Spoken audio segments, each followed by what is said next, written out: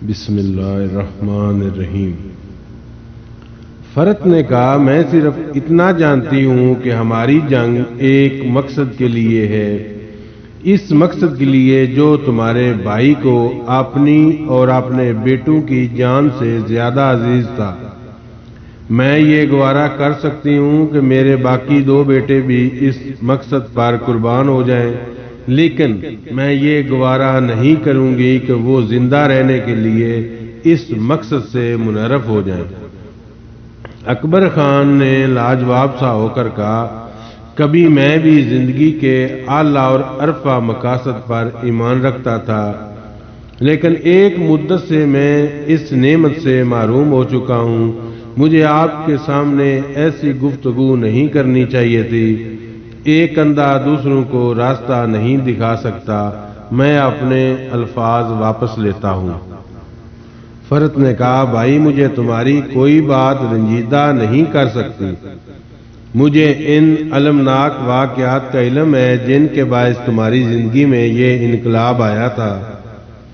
تمہارے بھائی کو اس بات کا افسوس تھا کہ تمہارا راستہ ان سے الگ ہو گیا، لیکن اپنی دعاؤں میں وہ ہمیشہ تمہیں یاد کیا کرتے تھے۔ وہ یہ کہا کرتے تھے کہ اکبر خان نے زمانے کا جو انقلاب دیکھا ہے، اس کے بعد اس کا زندگی کے ہنگاموں سے کنارہ کش ہو جانا میرے لیے غیر متوقع نہیں ہے۔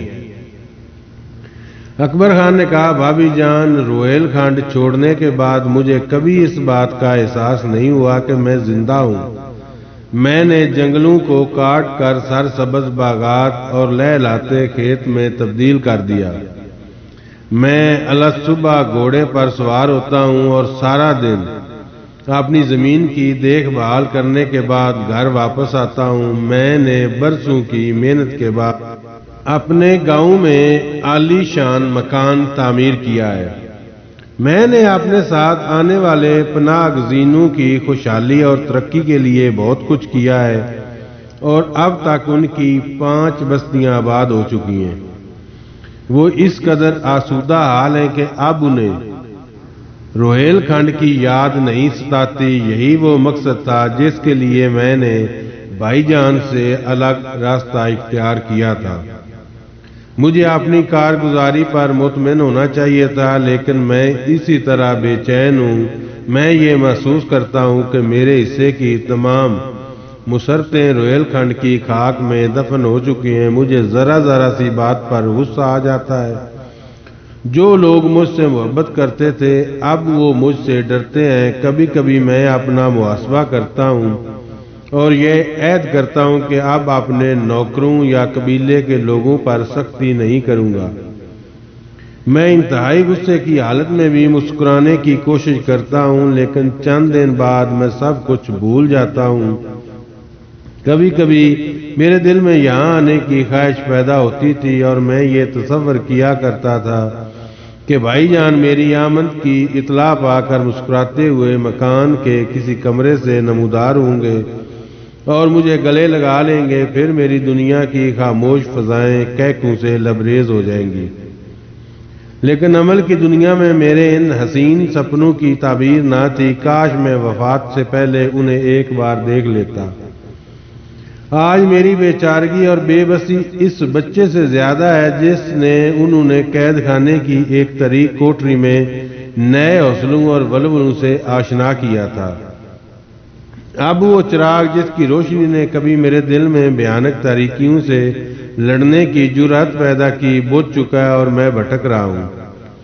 میں یہ سمجھ رہا تھا کہ اس ملک کے ظالم اور نااہل حکمرانوں سے میرا آخری انتقام یہی ہو سکتا ہے کہ میں اپنی تلوار ہمیشہ کے لیے نیام میں ڈال لوں، لیکن حقیقت یہ ہے کہ میری بغاوت ان حکمرانوں سے زیادہ اس اکبر خان کے خلاف ہے جس کا دل کبھی قوم کی خدمت کے جذبے سے لبریز تھا اور جو پانی پت کے میدان میں موت کی آنکھوں میں آنکھیں ڈال کر مسکرا سکتا تھا۔ میں اس انسان کی امنگوں اور آرزوؤں کی لاش ہوں جس کی رگوں میں خون کی بجائے بجلیاں دوڑتی تھیں۔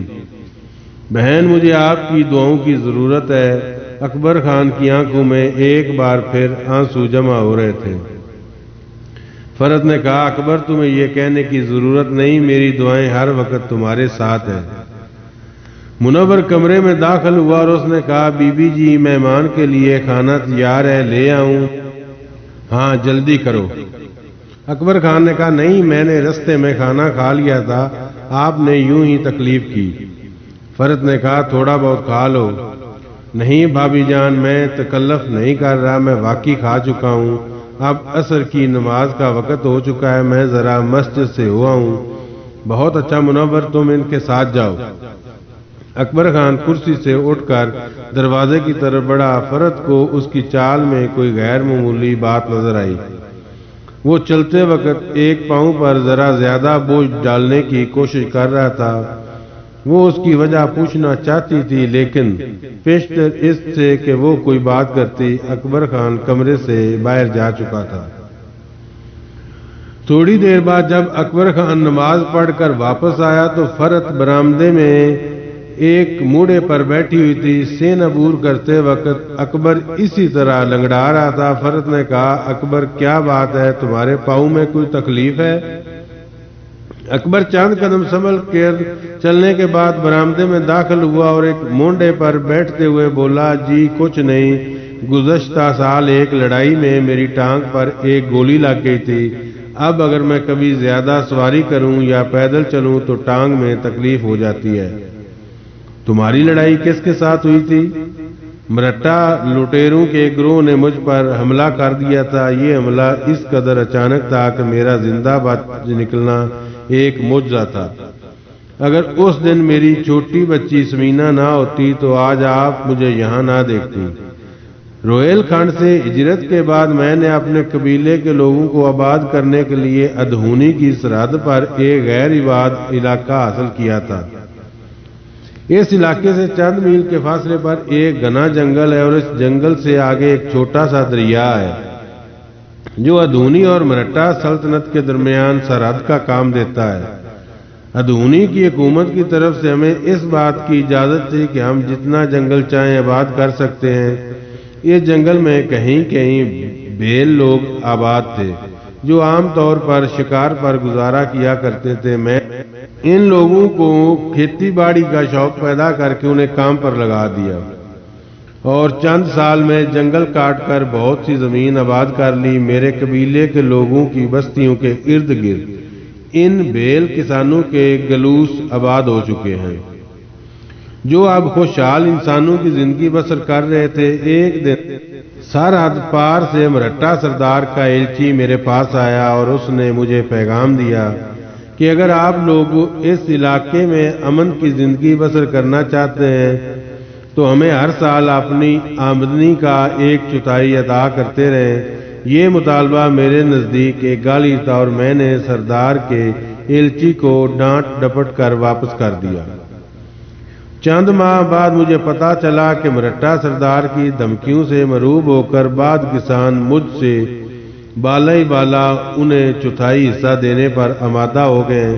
میں نے ایک دن علاقے کے تمام بیل جمع کیے اور ان سے یہ وعدہ لیا کہ وہ مرٹوں کو ایک کوڑی بھی ادا نہیں کریں گے۔ اس کا نتیجہ یہ ہوا کہ مرٹوں نے ایک دن دریا عبور کر کے ان لوگوں کی چند بستیاں لوٹ لیں اور چند مردوں اور عورتوں کو پکڑ کر اپنے ساتھ لے گئے۔ میں نے ان آدمیوں کو چھڑانے کے متعلق مرٹا سرداروں سے بات چیت شروع کی تو اس نے ایک بھاری رقم کا مطالبہ کیا۔ بیل اپنے مال مویشی بیچ کر یہ رقم فراہم کرنے پر آمادہ ہو گئے، لیکن میں نے ایک رات 300 آدمیوں کے ساتھ دریا عبور کیا اور مرٹا سردار کے گاؤں پر حملہ کر دیا۔ سردار ہمارے ہاتھ سے بچ کر نکل گیا۔ اس کا ایک چھوٹا بھائی لڑائی میں مارا گیا اور باقی 2 بھائی، ایک بیٹا اور چند رشتہ دار نوکر ہم نے زندہ گرفتار کر لیے۔ اس کے بعد مصالحت کی گفتگو شروع ہوئی اور سردار نے اپنے آدمیوں کے بدلے ہمارے آدمی چھوڑ دیے۔ اس کے بعد کافی دیر امن رہا، تاہم میں نے کسی غیر متوقع حملے کے پیش نظر اپنے مظاہرین کو مسلح کر دیا اور اب بھیل جنہیں عام طور پر بزدل خیال کیا جاتا تھا اچھے خاصے سپاہی بن چکے ہیں۔ کئی بار مرٹھا سردار نے اپنے الٹی بھیج کر اس بات پر احتجاج کیا ہے کہ میں ان لوگوں کو مسلح کر کے اس علاقے کے لیے خطرہ پیدا کر رہا ہوں، لیکن میں ہمیشہ اسے یہی جواب دیتا ہوں، جب تک تمہاری طرف سے کوئی شرارت نہیں ہوگی یہ لوگ تمہیں پریشان نہیں کریں گے۔ پچھلے سال میں نے اپنے گاؤں سے چند میل دور ایک نئی زمین آباد کرنے کے لیے جنگل کٹوانا شروع کیا۔ ایک صبح میں اور شہباز مزدوروں کے کام کی نگرانی کے لیے گھوڑوں پر سوار ہو کر گھر سے نکلے۔ گاؤں سے باہر سمینہ بچوں کے ساتھ کھیل رہی تھی۔ وہ ہمارا راستہ روک کر کھڑی ہوگی کہ مجھے بھی آپ نے ساتھ لے چلو۔ سمینہ کو سواری کا بہت شوق تھا اور کبھی جب کہیں نزدیک جانا ہوتا تو میں اسے اپنے ساتھ بٹھا لیا کرتا ہوں، لیکن اس مرتبہ ہم دور جا رہے تھے اور میں نے اسے بہت سمجھایا کہ تھک جاؤ گی۔ ایسے موقع پر آنسو اس کا سب سے خطرناک حربہ ثابت ہوا کرتے ہیں۔ چنانچہ شہباز نے اسے اپنے گھوڑے پر بٹھا لیا۔ شام سے کچھ دیر پہلے ہم اپنے کام سے فارغ ہو کر واپس آ رہے تھے کہ اچانک تھوڑی دور گھنے درختوں کی اوٹ سے ہم پر یکے بعد دیگرے چند فائر ہوئے۔ میرا گھوڑا زخمی ہو کر گر پڑا اور اس کے ساتھ ایک گولی میری ٹانگ میں لگی۔ میں اپنی بندوق سنبھال کر پاس ہی ایک گرے ہوئے درخت کی آڑ میں لیٹ گیا۔ شہباز مجھ سے چند قدم آگے تھا۔ اس نے فوراً گھوڑا روکا اور سمینہ سمیت نیچے کود پڑا۔ سمینہ اس کا اشارہ پا کر ایک جھاڑی کی اوٹ میں لیٹ گئی اور وہ بھاگ کر میرے قریب آ گیا۔ حملہ آور سامنے درختوں کے پیچھے چھپے ہوئے تھے اور مجھے یقین تھا کہ وہ اچانک باہر نکل کر ہم پر ٹوٹ پڑیں گے۔ اچانک ہمیں اپنے عقب سے گھوڑے کی ٹاپ سنائی دی۔ میں نے مڑ کر دیکھا تو سمینہ گھوڑے کی زین کے ساتھ چمٹی ہوئی تھی اور پوری رفتار سے گھوڑا بھاگ رہا تھا۔ میرے پاؤں تلے سے زمین نکل گئی۔ سمینہ گھر میں ایک چھوٹے گھوڑے پر سواری کیا کرتی تھی، لیکن اس کا گھوڑے پر سوار ہونا، اس طرح بھگانا میرے لیے ایک معجزہ تھا۔ ہمیں زیادہ دیر تک سمینہ کے متعلق سوچنے کا موقع نہ ملا۔ درختوں کے جھنڈ سے اچانک گولیوں کی بارش ہونے لگی اور ہم نے جوابی فائر شروع کر دیے۔ پھر تھوڑی دیر بعد دشمن کی بندوقیں خاموش ہو گئیں اور کسی نے بلند آواز میں کہا، اکبر خان اب تم بچ کر نہیں جا سکتے، اب لڑائی بے سود ہے، لیکن اگر تم ہتھیار پھینک دو تو تمہاری جان بچانے کا وعدہ ہم کرتے ہیں۔ میں نے کوئی جواب نہ دیا اور دشمن نے دوبارہ گولیاں برسانی شروع کر دی۔ مجھے اس بات کا یقین ہو چکا تھا کہ دشمن دن کی روشنی میں درختوں کی آڑ سے ہم پر حملہ نہیں کرے گا، لیکن شام کی تاریکی سے وہ پورا فائدہ اٹھائیں گے۔ سمینہ کے متعلق میرا یہی خیال تھا کہ وہ شاید خوف زدہ ہو کر وہاں سے بھاگ گئی، لیکن میرا یہ خیال غلط ثابت ہوا۔ غروب آفتاب کے وقت میں نے شہباز سے کہا، تھوڑی دیر بعد تاریکی چھا جائے گی اور تمہیں اس سے فائدہ اٹھا کر یہاں سے نکلنے کی کوشش کرنی چاہیے۔ میں دشمن کو اپنی طرف متوجہ رکھوں گا۔ لیکن وہ ایسا مشورہ سننے کے لیے تیار نہ تھا۔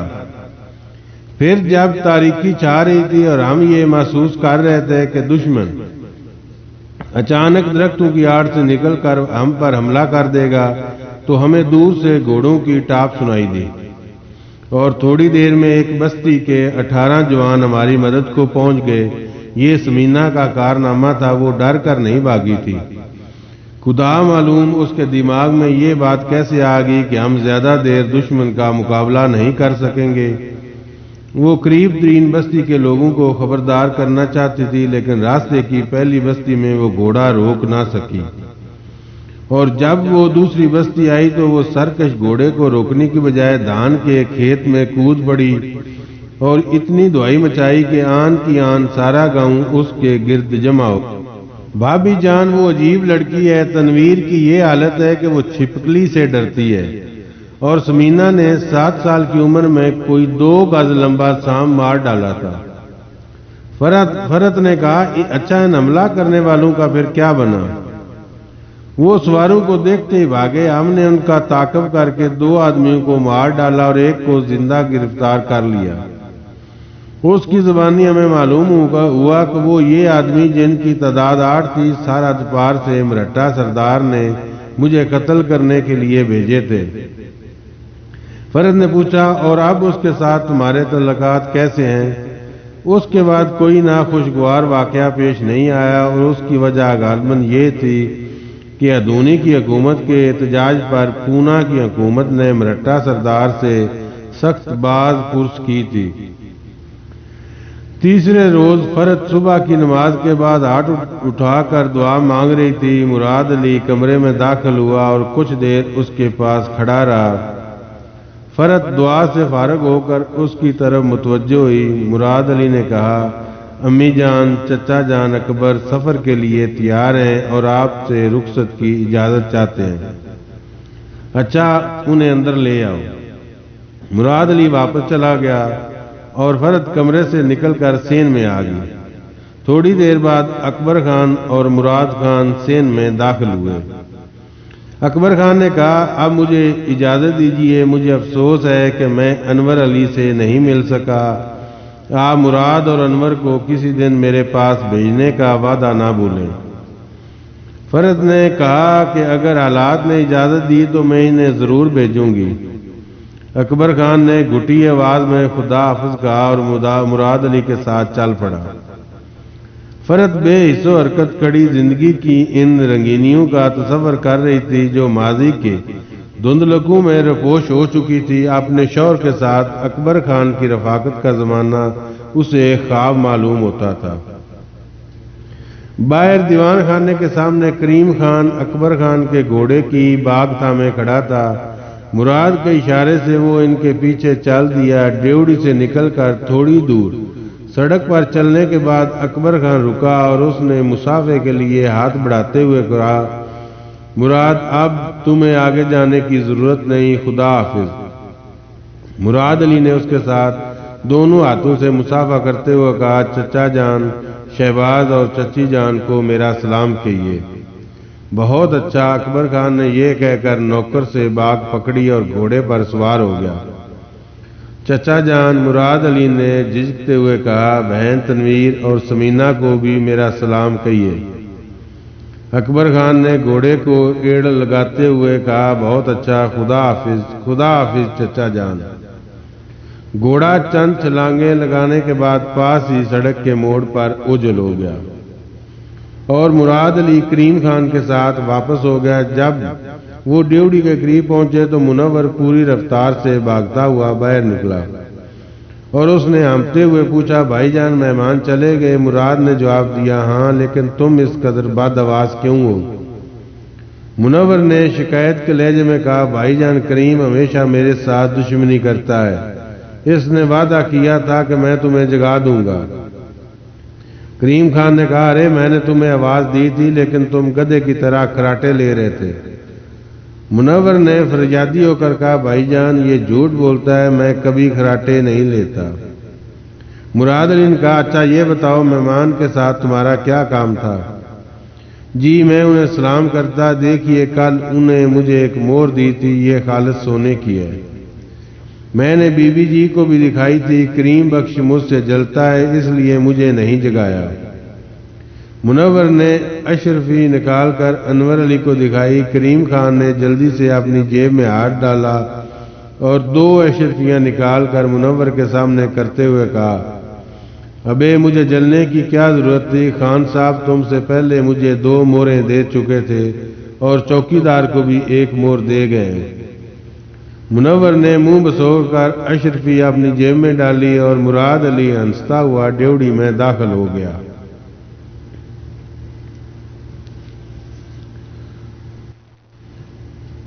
ایک دوپہر پانڈی چری کی بندرگاہ پر لوگوں کا ہجوم ایک فرانسیسی جہاز سے اترنے والے مسافروں کا خیر مقدم کر رہا تھا۔ جہاز کے ملاح اور بندرگاہ کے مزدور سامان اتارنے میں مصروف تھے اور چند سپاہی تماشائیوں کو بندرگاہ کے احاطے سے دور رکھنے کی کوشش کر رہے تھے۔ جہاز کا کپتان ایک طرف کھڑا چند فرانسیسی حکام سے اور فوجی افسروں سے باتیں کر رہا تھا اور اس کے پاس ہی ایک سائبان کے نیچے ایک محرر میز لگائے بیٹھا تھا، اور اس کے ساتھ چند حبشی اور یورپین جن میں سے بعد کے لباس نکبت اور افلاس کے آئینہ دار تھے، ایک نصف دائرہ میں کھڑے تھے۔ محرر کی کرسی کے دائیں اور بائیں دو نوجوان جو اپنے لباس سے پانڈیچری کی بجائے میسور کی فوج کے سپاہی معلوم ہوتے تھے، کھڑے تھے۔ ایک دراز قامت اور خوش وضع نوجوان تماشائیوں کے ہجوم میں اپنا راستہ صاف کرتا ہوا آگے بڑھا، اور محرر اسے دیکھتے ہی اٹھ کر کھڑا ہو گیا۔ نوجوان نے ایک ثانیہ کے لیے سائبان میں جمع ہونے والے آدمیوں کی طرف دیکھا اور پھر محرر کی طرف متوجہ ہو کر پوچھا، اس جہاز پر صرف یہی آدمی آئے ہیں؟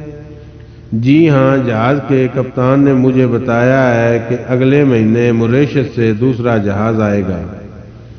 ان 11 آدمیوں میں سے 5 یورپین اور باقی افریقی ہیں۔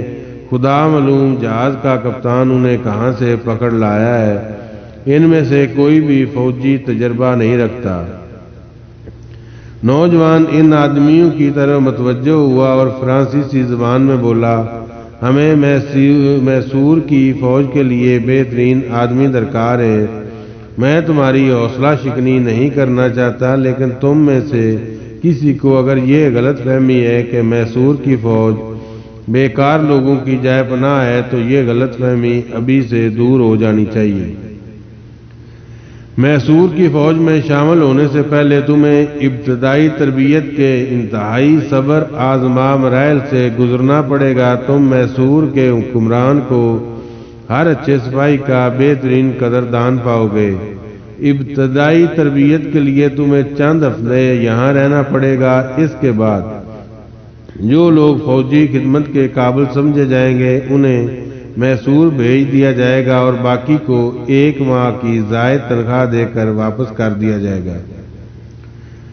پیچھے سے کسی کی آواز سنائی دی، مجھے یقین ہے کہ یہ لوگ آپ کی بہترین توقعات پوری کر سکیں گے۔ یہ سیر و تفریح کے لیے نہیں بلکہ اپنے لیے ایک نئی زندگی کی تلاش میں آئے ہیں۔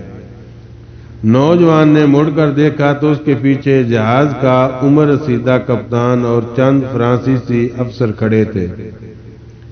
موسیو فرانسک، نوجوان نے مصافحے کے لیے ہاتھ بڑھاتے ہوئے کہا۔ کپتان فرانسک سے گرمجوشی سے مصافحہ کرتے ہوئے کہا، انور علی، مجھے تمہاری توقع نہیں تھی، تم کب سے یہاں ہو؟ ایک فرانسیسی افسر نے کہا، آپ ایک دوسرے کو کب سے جانتے ہیں؟ انور علی نے جواب دیا، کپتان فرانسک سرنگا پٹن کی فوجی درسگاہ میں ہمارے استاد رہ چکے ہیں۔ میں نے فرانسیسی زبان انہی سے سیکھی تھی۔ کپتان فرانسک نے پوچھا، آپ کے والد اور بھائیوں کا کیا حال ہے؟ انور علی نے مغموم لہجے میں جواب دیا، بھائی صدیق، مسعود اور ابا جان بڈنور کی جنگوں میں شہید ہو گئے ہیں۔ مراد سرنگا پٹم میں تعلیم پا رہا ہے۔ مجھے افسوس ہے، کپتان فرانسک نے مغموم لہجے میں کہا۔ معظم علی میرے بہترین دوست تھے۔ انور علی نے قدرے توقف کے بعد کہا، آپ پانڈیچری میں کتنے دن قیام کریں گے؟ میں یہاں 3 دن سے زیادہ نہیں ٹھہروں گا۔ مجھے آپ سے بہت سی باتیں کرنی ہیں۔ آپ کا قیام کس جگہ ہے؟ انور علی نے بندرگاہ سے کوئی 150 قدم دور چند خیموں کی طرف اشارہ کرتے ہوئے کہا، وہ میرا کیمپ ہے۔ اگر آپ رات کا کھانا میرے ساتھ کھائیں تو مجھے بہت خوشی ہوگی۔ ایک فوجی افسر نے کہا، کھانے پر تو یہ نہیں آ سکیں گے، آج رات گورنر کے ہاں دعوت ہے۔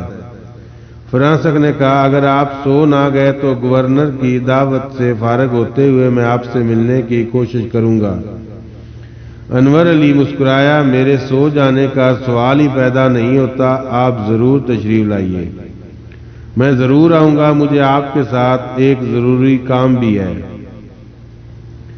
رات کے 11 بجے انور علی نے کپتان فرانسک کی آمد سے مایوس ہو کر سونے کا ارادہ کر رہا تھا کہ دلاور خان خیمے میں داخل ہوا اور اس نے کہا، جناب کپتان صاحب آ گئے ہیں۔ انور علی اپنی کرسی سے اٹھا اور خیمے سے باہر نکل آیا۔ کپتان فرانسک ایک اور آدمی کے ساتھ اوپر کھڑا تھا۔ اس نے آگے بڑھ کر انور علی سے مصافحہ کرتے ہوئے کہا، میرا خیال تھا کہ آپ سو گئے ہوں گے۔ گورنر کی دعوت پر مجھے چند پرانے دوست مل گئے اور ان کے ساتھ باتوں میں بہت دیر لگ گئی۔ پھر آپ کے پاس آنے سے پہلے میرا اپنے جہاز پر جانا بھی ضروری ہے۔ انور علی نے کہا، میں یہ سوچ رہا تھا شاید آپ اس وقت نہ آئیں، پہلے اندر بیٹھیں۔ کپتان فرانسک انور علی کے ساتھ خیمے میں داخل ہوا، لیکن اس کا ساتھی تذبذب کی حالت میں اپنی جگہ کھڑا رہا۔ فرانسک نے مڑ کر باہر جھانکتے ہوئے کہا، لیگرانڈ آؤ، تم باہر کیوں کھڑے ہو؟ کپتان کا ساتھی خیمے کے اندر داخل ہوا اور وہ کوئی 20 سال کا دبلا پتلا نوجوان تھا۔ اس کے خد و خال میں ایک غیر معمولی جاذبیت تھی، تاہم اس کی جھکی ہوئی گردن اور مغموم، اداس اور ملتجئی نگاہیں کسی جسمانی اور ذہنی اذیت کا پتہ دے رہی تھی۔ فرانسک نے انور علی کے قریب ایک کرسی پر بیٹھتے ہوئے نوجوان سے مخاطب ہو کر کہا، بھیا بیٹھ جاؤ، تمہارے لیے یہ خیمہ میرے جہاز سے زیادہ محفوظ ہے۔ پھر وہ انور علی کی طرف متوجہ ہوا، پانڈیچری پہنچ کر میرے لیے سب سے بڑا مسئلہ اس نوجوان کے لیے جائے پناہ تلاش کرنا تھا۔ انور علی نے کہا، اگر کوئی خطرہ ہے تو میں اسی وقت سرنگا پٹم بھیجنے کا انتظام کر سکتا ہوں۔ فرانسک نے کہا، اگر اس سے صرف سرنگا پٹم بھیجنے کا سوال پیدا ہوتا تو میرے لیے کوئی پریشانی کی بات نہ تھی، لیکن بعد وجوہات کے باعث اسے کچھ عرصہ یہیں رہنا پڑے گا۔ پہلے میں نے یہ سوچا تھا کہ اسے اپنے کسی فرانسیسی دوست کے پاس چھوڑ دوں گا۔ پانڈیچری کی فوج کے کئی افسر ایسے ہیں جن کے ساتھ میرے ذاتی تعلقات ہیں، لیکن پیرس کی پولیس اسے تلاش کر رہی ہے اور کوئی فرانسیسی اپنے آپ کو خطرہ میں ڈالے بغیر اس کی حفاظت کا ذمہ نہیں لے سکے گا۔ اسے ایک لڑکی کے انتظار کے لیے یہاں ٹھہرنا پڑے گا اور جب وہ یہاں پہنچ جائے گی تو یہ اس کے ساتھ میسور چلا جائے گا۔ یہ کچھ عرصہ پیرس کے فوجی مدرسہ میں تعلیم حاصل کر چکا ہے اور مجھے یقین ہے کہ اس کے لیے سلطان ٹیپو کی فوج کے یورپین دستے میں کوئی معقول عہدہ حاصل کرنا مشکل نہیں ہوگا۔ میں یہ چاہتا ہوں کہ اس وقت آپ اسے اپنے ایک نجی ملازم کی حیثیت سے یہاں رکھیں۔ ایک اچھے خاندان سے تعلق رکھتا ہے اور اس کا باپ میرا دوست تھا۔ کہیں آپ یہ خیال نہ کریں کہ میں کسی عادی مجرم کو آپ کی پناہ میں دینا چاہتا ہوں۔ میری نظر میں یہ بالکل بے گناہ ہے اور جو واقعات اسے پیش آئے ہیں وہ فرانس میں ہر شریف آدمی کو پیش آ سکتے ہیں۔ انور علی نے کہا، میرے لیے یہی کافی ہے کہ آپ انہیں میری اعانت کا مستحق سمجھتے ہیں۔ میں آپ سے وعدہ کرتا ہوں کہ آخری دم تک ان کی حفاظت کروں گا، اور یہ ایک ملازم حیثیت میں نہیں بلکہ ایک دوست کی حیثیت میں میرے پاس رہے گا۔ فرانسک نے نوجوان کی طرف دیکھا اور کہا، بظاہر اس بات کا کوئی امکان نہیں کہ پیرس کی پولیس تمہیں یہاں تک تلاش کرے گی، لیکن پھر بھی تمہیں بہت محتاط رہنا چاہیے۔ یہاں اپنے کسی ہم وطن کے ساتھ میل جول رکھنا تمہارے لیے مفید نہ ہوگا۔ تمہیں ہر وقت یہی محسوس کرنا چاہیے کہ اس خیمے سے باہر تمہارے لیے ہر جگہ غیر محفوظ ہے، اور اس کے بعد میسور پہنچ کر بھی تمہارے لیے یہی بہتر ہوگا کہ تم اپنا اصلی نام کسی پر ظاہر نہ کرو۔ انور علی نے کہا، انہیں یہاں کے کسی آدمی نے اپنے آپ کے ساتھ آتے ہوئے تو نہیں دیکھا؟ نہیں، یہاں پہنچ کر میں نے اسے جہاز سے باہر جھانکنے کی اجازت نہیں دی، اور اب بھی جب بندرگاہ کے پہرے داروں نے اسے میرے ساتھ آتے دیکھا ہے وہ یہی سمجھے ہوں گے کہ یہ میرے ملاؤں میں سے ایک ہے۔ راستے میں جہاز کے مسافروں کو بھی اس کے متعلق یہی معلوم تھا، اور یہ جہاز کے عملہ سے تعلق رکھتا ہے۔ خدا کا شکر ہے کہ بندرگاہ پر آپ سے ملاقات ہوگی، ورنہ اس کے متعلق بہت پریشان تھا۔ انور علی نے نوجوان سے مخاطب ہو کر، دیکھیے، پریشان ہونے کی کوئی بات نہیں، میں آپ کی حفاظت کا ذمہ لیتا ہوں۔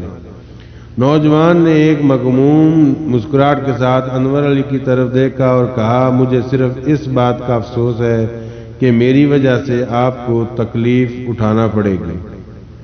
کپتان فرانسک نے کہا اب میں میسور کے متعلق آپ سے چند باتیں کرنا چاہتا ہوں۔